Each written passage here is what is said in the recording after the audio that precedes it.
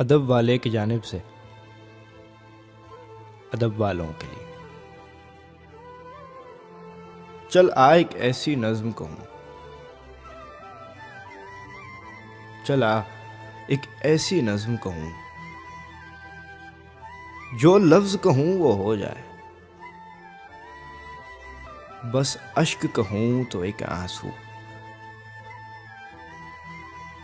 تیرے گورے گال کو دھو جائے، بس اشک کہوں تو ایک آنسو تیرے گورے گال کو دھو جائے، میں آ لکھوں تو آ جائے، میں بیٹھ لکھوں تو آ بیٹھے، میرے شانے پر سر رکھے تو، میں نیند کہوں تو سو جائے،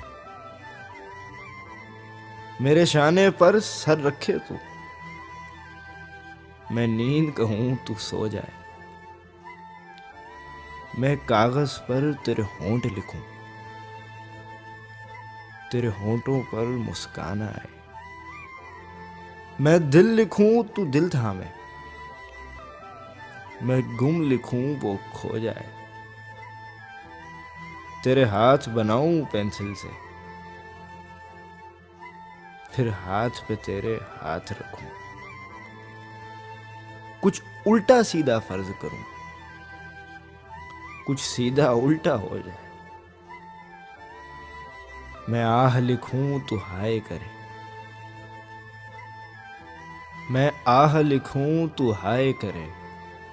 بے چین لکھوں بے چین ہو تو، پھر بے چین کا بے کاٹوں، مجھے چین ذرا سا ہو جائے،